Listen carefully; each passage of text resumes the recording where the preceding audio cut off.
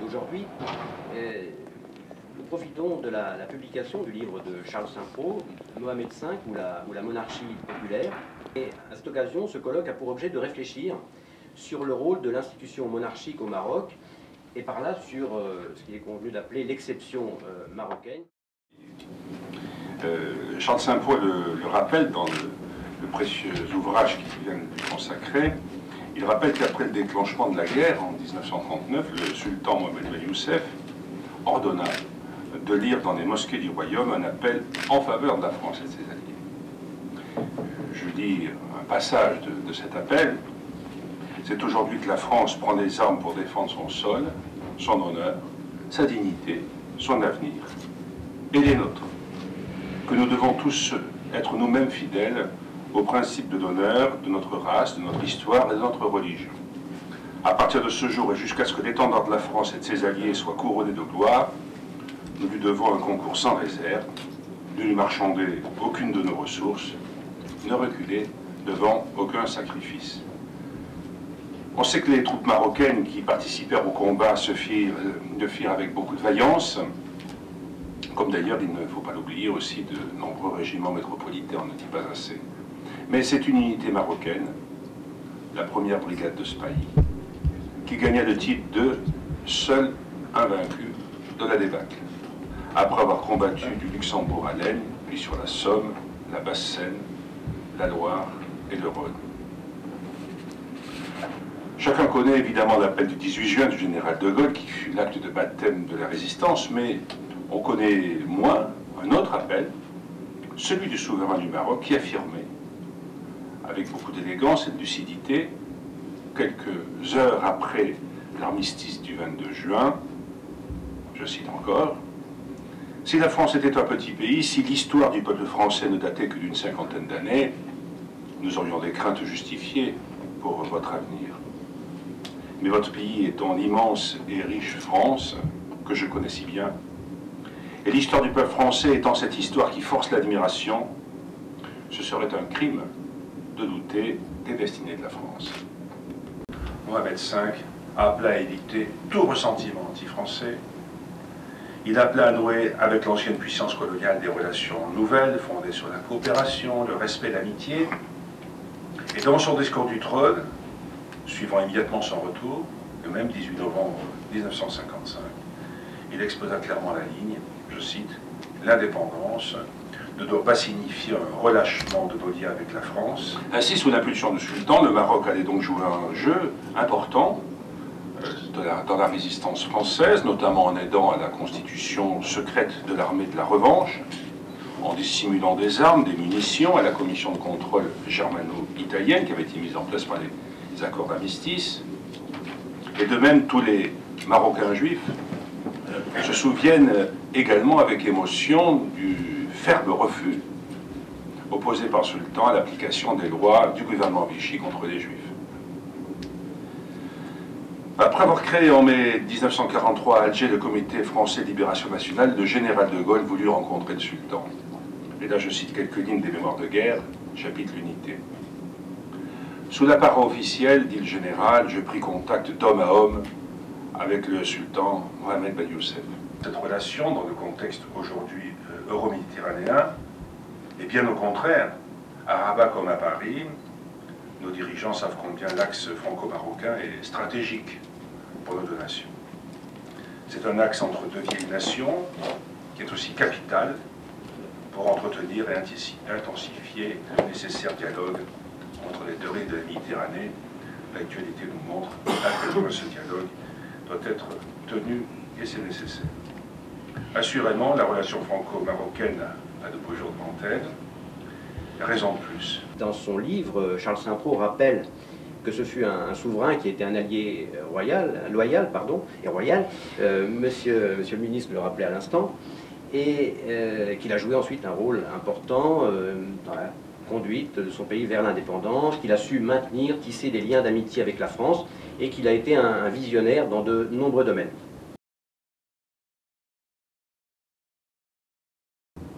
Confronté par les caprices de l'histoire à des événements considérables, placé à la tête du Maroc à une période extraordinaire, le roi Mohamed V s'est trouvé en situation de mettre en application toutes les lois de la politique marocaine, et les suivant avec opiniâtreté et fermeté, avec la conscience de son rôle.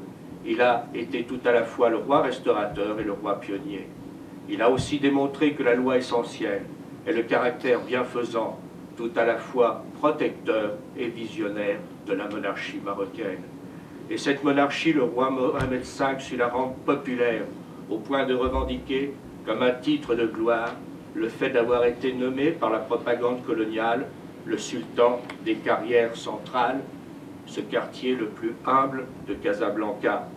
Fier de ce sobriquet, il se plaisait à dire « Maintenant, je sens que le colonisateur a pris conscience du danger puisqu'il me perçoit comme le roi d'un peuple et non comme un roi purement symbolique. » Toute sa vie, ce roi fut un chef adulé, et toute sa vie, il a considéré comme un bienfait divin le lien exceptionnel qu'il tissa avec le peuple. Que Dieu soit loué, disait-il, d'avoir créé ce lien idéal entre notre peuple et nous-mêmes. En effet, si le peuple nous soutient de son loyalisme, le trône de son côté veille sur les droits essentiels et les intérêts vitaux du peuple. C'est un enfant de Meknès, celui qui fut l'un de nos grands ministres des Affaires étrangères, Michel Jaubert, qui a le mieux résumé l'œuvre de Sidi Mohamed. Il revint à Sidi Mohamed de prendre en charge avec sa dignité, celle de sa nation. Après des décennies de divisions et de manœuvres étrangères visant à diviser le pays, le jeune sultan réussit donc à faire reprendre conscience aux Marocains qu'ils formaient un peuple, qu'ils formaient une nation. Et ce peuple et le roi s'identifièrent si bien, au point de ne faire qu'un, au point que la révolution nationale du roi et du peuple fut une révolution commune. Selon l'analyse toujours pénétrante du doyen Georges Vedel, le fait de constater que le roi personnifie et symbolise la nation traduit en termes bien faibles ce qu'a été Mohamed V pour son peuple. Il s'agit, je cite le doyen Vedel, il s'agit ici d'une véritable identification, d'une fusion entre le roi et la nation. En fin de compte, telle est bien l'exception marocaine, un modèle spécifique de monarchie nationale et créatrice, œuvrant inlassablement à l'évolution du pays dans la tranquillité et le respect de son identité propre. C'est aujourd'hui toute l'ambition du roi Mohamed VI lorsqu'il affirme qu'il faut avant tout concrétiser l'ambition collective en réalisant les grands objectifs de modernisation.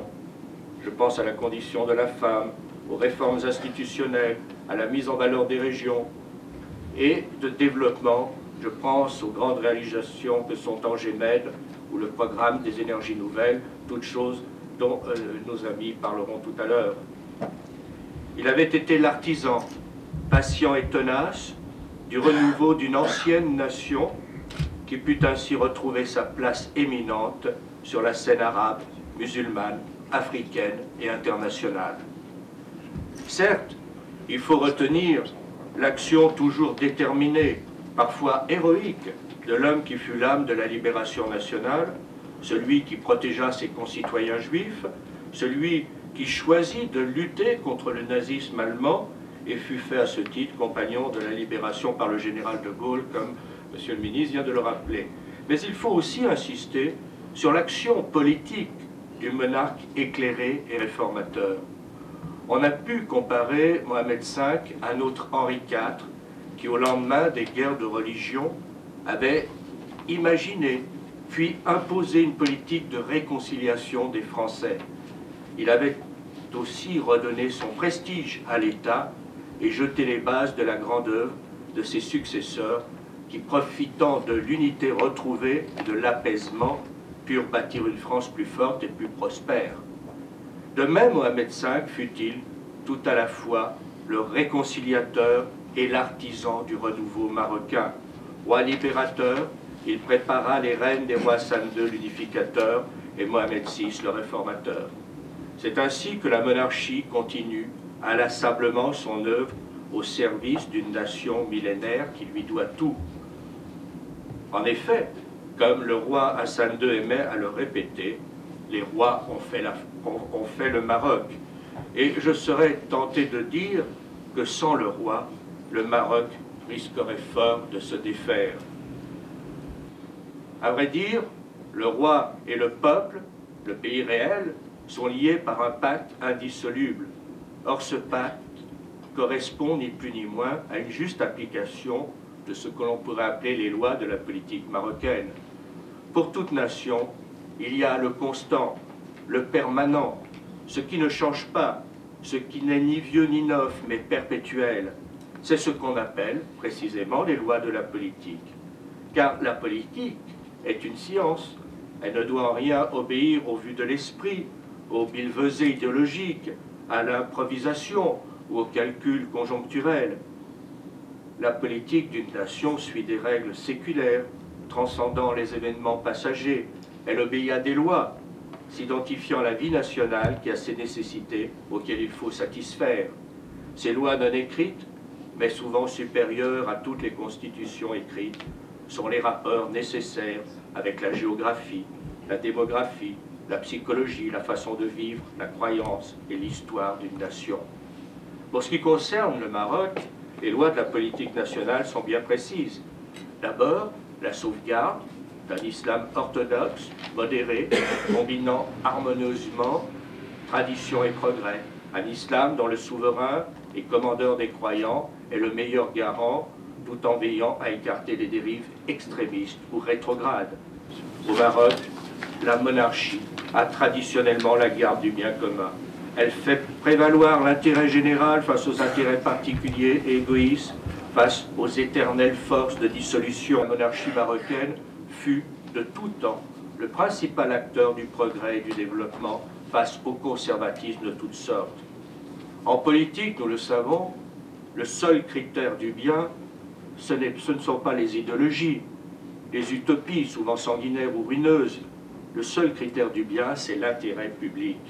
En tout cas, au regard du chaos, des désordres, des guerres civiles, de la répression sanglante ou de l'immobilisme cadavérique régnant dans certains autres pays de la région, le Maroc est assurément dans la bonne voie, celle de l'évolution audacieuse dans la stabilité.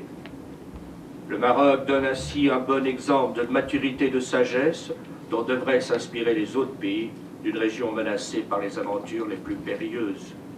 C'est pourquoi l'expérience marocaine mérite d'être encouragée et soutenue par la communauté internationale, en premier lieu la France qui sait mieux que tout autre que le Royaume est le garant de la stabilité géopolitique au sud de la Méditerranée.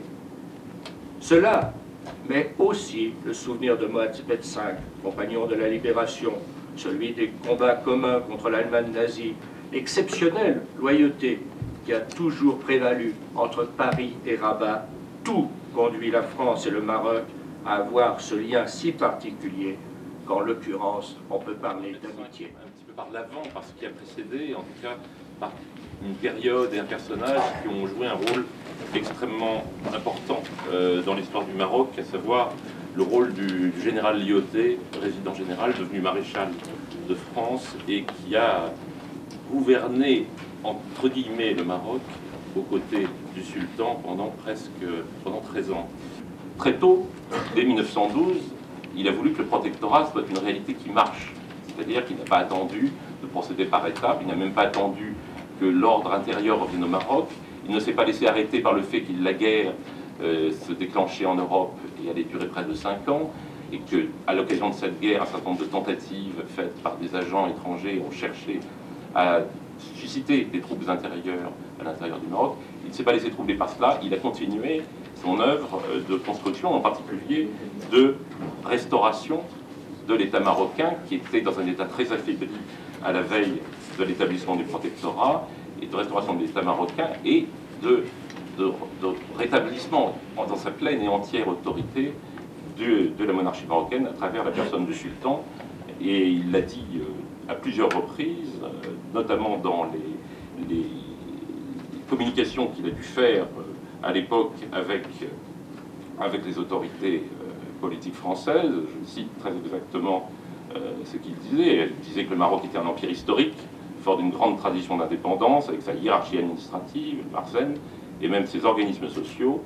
Et il dira, même devant une assemblée d'hommes d'affaires lyonnais, songez qu'il existe encore au Maroc nombre de personnages qui, jusqu'il y a 6 ans, furent ambassadeurs du Maroc indépendant à Pétersbourg, à Londres, à Berlin, à Madrid, à Paris, accompagnés de secrétaires et d'attachés, hommes d'une culture générale, qui ont traité d'égal à égal avec les hommes d'État européens, qui ont le sens et le goût des choses politiques.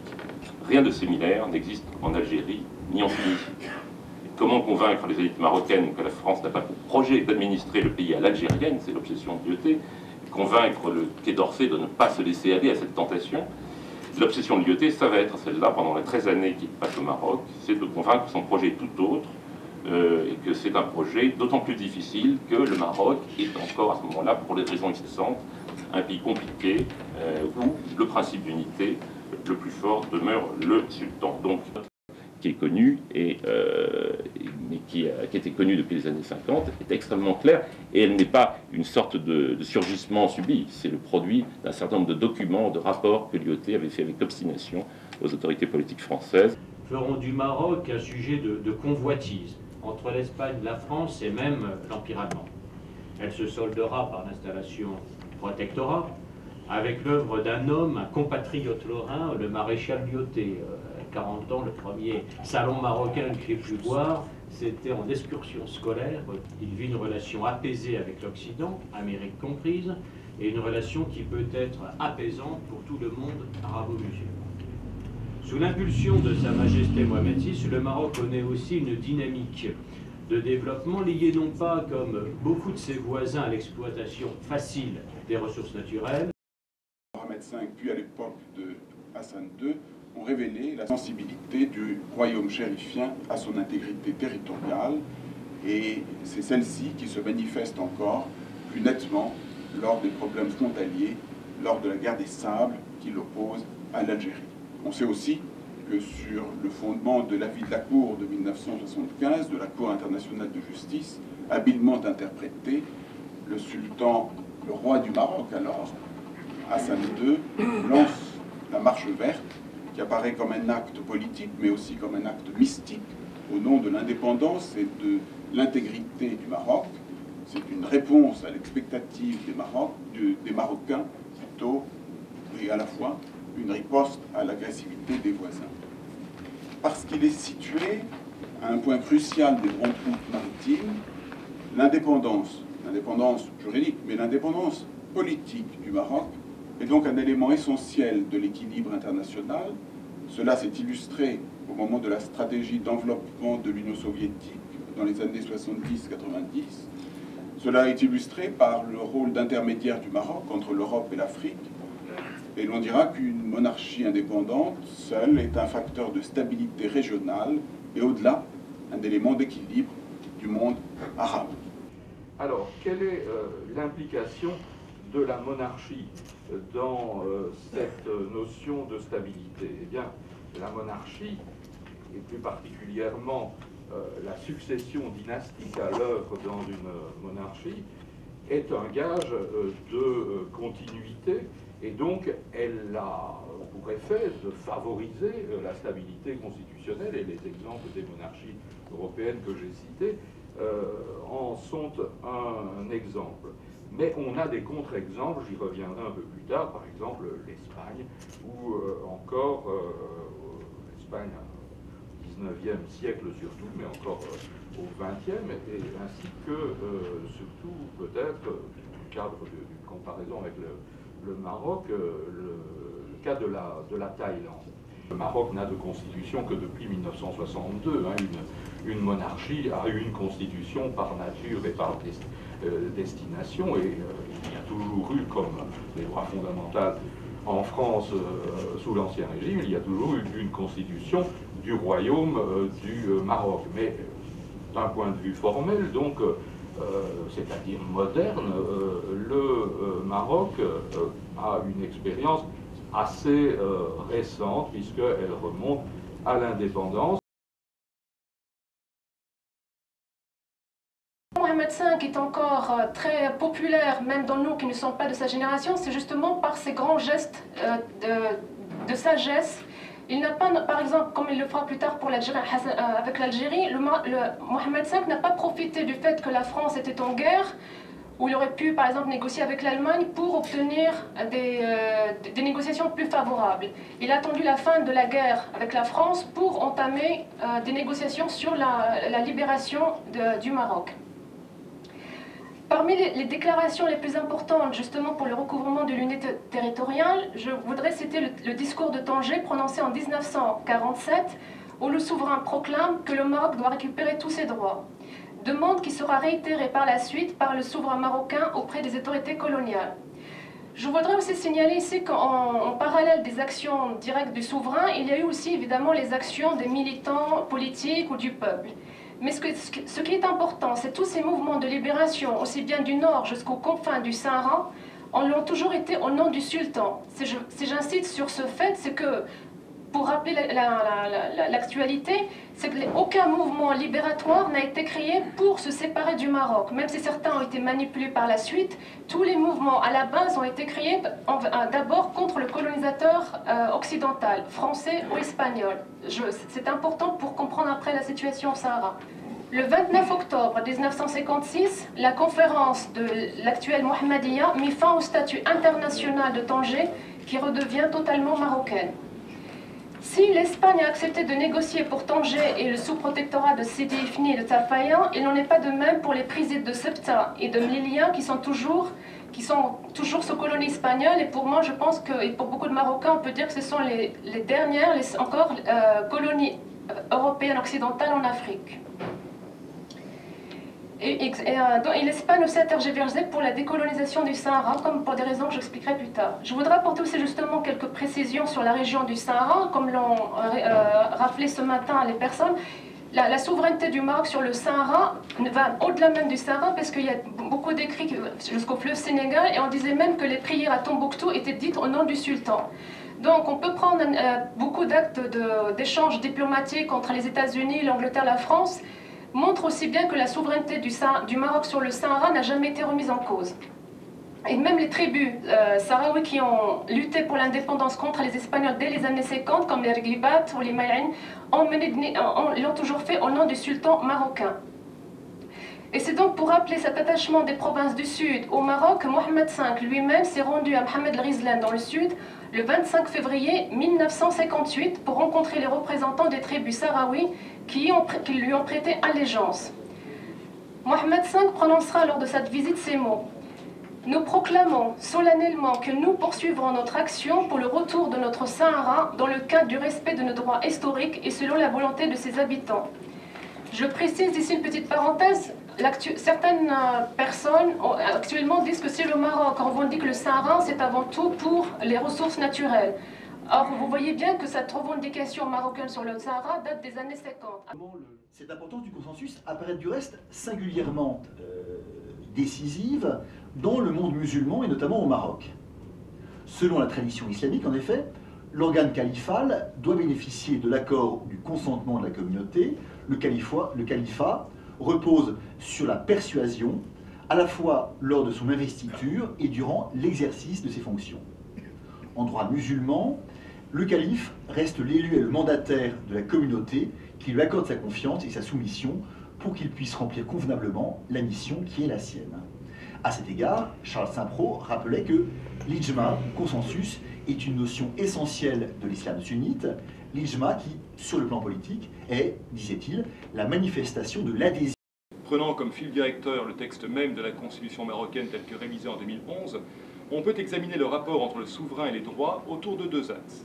Le premier concerne son rôle pour poser les droits, c'est-à-dire tout autant les affirmer que les définir. Le second envisage sa contribution à leur protection effective, à leur garantie.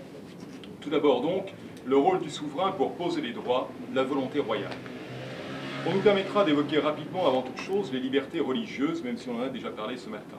Dans une société sécularisée comme la nôtre, nous aurions pu les évoquer à la fin de notre exposé de manière presque annexe. Mais dans une société restée profondément religieuse, une société dans laquelle le titulaire du pouvoir tire une légitimité particulière de sa parenté avec le prophète de l'islam, il nous a semblé indispensable de les placer là où le texte constitutionnel les place, c'est-à-dire avant les autres. C'est en effet le préambule de la Constitution de 2011 qui nous rappelle que le Maroc est un État musulman. Un État ancré dans le fait religieux donc, mais sans que cela conduise à une fermeture.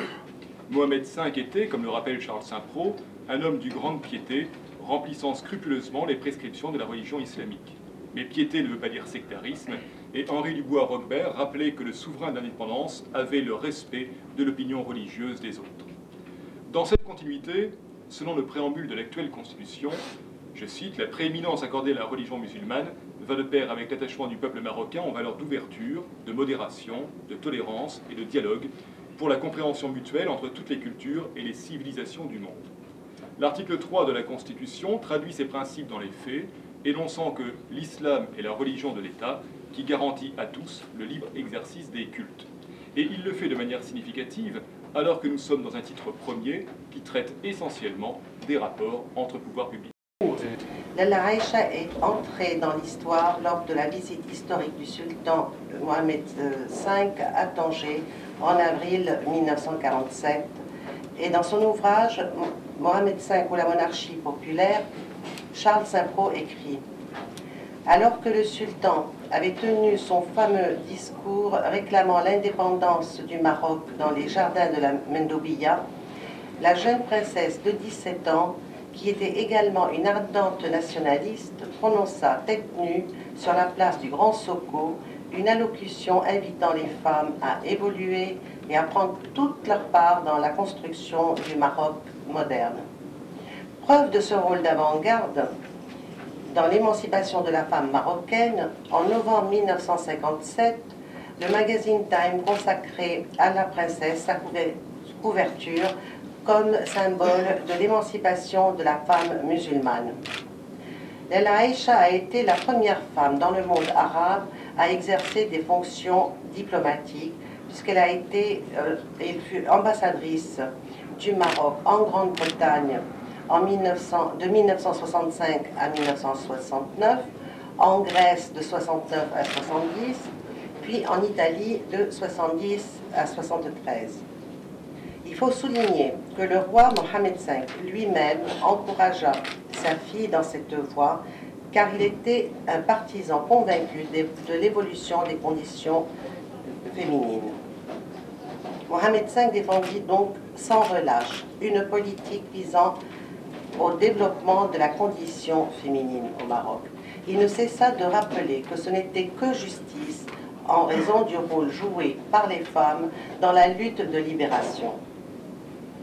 Il y a d'ailleurs de beaux visages de femmes qui marquent cette époque et auxquels il convient de rendre hommage. J'en cite ici quelques-unes. Malika El Fassi.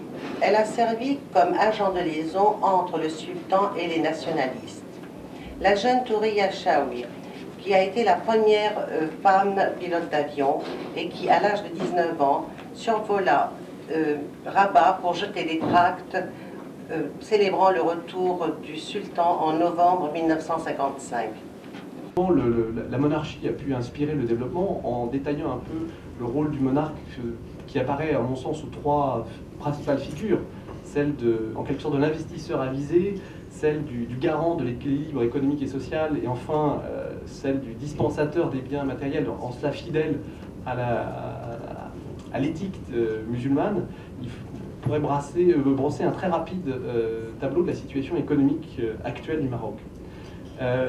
Juste quelques chiffres à rappeler très rapidement, à savoir que le projet de loi de finances pour 2012, qui a été adopté, fait état d'une prévision de croissance de plus de 4%, avec l'objectif affirmé de faire passer cette croissance dans les 5 années qui viennent, de 4% à peu près environ, ce qui était la norme des dernières années, d'ailleurs en dépit de la crise, à un niveau au minimum de 5 à 6%. Tout cela en mettant en envisageant une évolution distincte entre le secteur agricole, qui représente encore aujourd'hui presque 45% de l'activité économique, et le reste des autres industries. Mohamed VI a été a connu l'inspirateur d'une stabilisation de l'économie, d'une croissance solide, d'une inflation maîtrisée, et d'une façon générale, d'une politique qui a été guidée par la volonté de réduire le poids d'une administration parfois inefficace. tout ça avec pour objectif principal d'augmenter la compétitivité du Maroc. En cela, me semble-t-il, et j'en viens donc à ces trois figures de la monarchie marocaine inspiratrice du développement, en cela, le roi, fidèle à la tradition qui a été inaugurée par Mohamed V, s'est révélé comme, en quelque sorte, un investisseur avisé. Puisque, pour rappeler les théories de la croissance, notamment celle la plus classique de Solow, qui évoque la nécessité de cumuler un certain nombre de facteurs, à la fois l'investissement, la croissance démographique, le progrès technique, à cela, dans ces théories. On ne mesure pas assez combien l'amélioration des transports change la vie des gens, que ce soit à Paris, que ce soit à Rabat, que ce soit à Casablanca. Eh bien, le Maroc, dans ce domaine, est, je crois, assez exemplaire, et les investissements dans le domaine des transports, eh bien, sont dans la ligne directe de l'INDH. Alors, je n'ai que l'embarras du choix. Aujourd'hui, il y a un maillage routier des territoires qui va de Tanger à Laayoune. Ça représente sur Laayoune, oui, ça représente plus de 1000 km de côte où il n'y avait rien, et on a construit une route qui permet aujourd'hui de relier quasiment l'Europe jusqu'à Dakar. Et ça, c'est quand même quelque chose d'unique. Je voudrais citer toujours dans le domaine routier tout ce qui se fait ou qui est en train de se faire autour de Tanger-Med. Et bien sûr également autour de Casablanca. Il y a une autoroute, entre Casablanca et Fès, Casablanca et Oujda, tout à fait récente. Également sur Meknès. Bref, il y a des voies, des autoroutes qui se sont développées. Et il faut souligner également que on n'a pas uniquement fait dans le domaine autoroutier, on le fait également dans le domaine ferroviaire. Je crois que ça aussi c'est exemplaire parce que le Maroc a choisi la voie du développement durable. L'une des difficultés du Maroc qui plombe sa balance commerciale, c'est l'énergie. Le Maroc a des énergies de substitution considérables. Dans le domaine, bien sûr, de l'énergie pétrolière, on n'a pas de pétrole Maroc, mais on a du vent. On a aussi du soleil, et on met même de l'énergie, de la bioénergie à partir de l'élevage de cactus. Donc ça c'est un secteur de niche, mais je voulais le souligner. Alors moi je voudrais dire en conclusion, pour respecter le délai qui m'était donné, tout ceci a été fait dans le but d'améliorer la vie quotidienne des Marocains et des Marocaines. Et il n'y a rien de plus qui me révolte, c'est quand on ne met pas ça en avant. Tous les investissements réalisés depuis 5 ans dans les différents domaines permettent une amélioration. Je n'ai pas dit que tous les problèmes étaient solutionnés. Et quand j'entends dire autre chose, que c'était peut-être pas opportun d'investir tout ceci, eh bien voyez-vous, je suis particulièrement choqué qu'on ait une méconnaissance complète d'un minimum. La difficulté que j'ai, outre celle-ci que j'indiquais, tient au fait qu'au mois de juin de cette année précédente, en juin 2011, j'ai été amené à présenter, au cours d'un colloque organisé toujours sous l'égide de l'Observatoire d'études géopolitiques et de notre ami Charles Saint-Pro, et puis de la revue marocaine d'administration locale et de développement de Rabat, et de ce directeur sympathique Bouachik et consort, parce qu'il y a un deuxième directeur, c'est Ben Yahya. Et j'ai été amené à présenter aussi le thème de Mohamed VI. Donc il fallait que je fasse autre chose, et je ne peux pas changer le déroulement de l'histoire. Alors, je vais quand même commencer par une anecdote que j'ai déjà soulignée, à savoir qu'il y a quelques années, un journaliste qui est bien connu en France, puisqu'il s'agit de Jean Daniel, avait affirmé dans un hebdomadaire marocain tel quel que Mohamed V n'avait jamais eu l'intention d'établir un régime constitutionnel. Bon, c'était une affirmation étayée sur absolument aucun argument, sauf à dire que le régime constitutionnel auquel songeait M. Daniel n'était évidemment pas du tout celui auquel devait penser Mohamed V, parce que Mohamed V était sur les bords du Bourgreg et non pas sur les bords de la Seine. Mohamed V revient et prononce le premier discours du trône de l'indépendance. Le Maroc sort quand même d'une période de trouble. Il fonctionne sur la base d'institutions qui ont été laissées par le protectorat. Les forces politiques qui existent, qui émergent une fois l'indépendance acquise, sont principalement soucieuse de s'assurer les positions les plus confortables dans la lutte pour le pouvoir, car c'est de cela dont il s'agit. Et tout cela permet de comprendre que la construction d'un système constitutionnel ne pouvait pas s'improviser, s'édifier dans la précipitation, au moment où Mohamed V retrouve la maîtrise du destin du Maroc.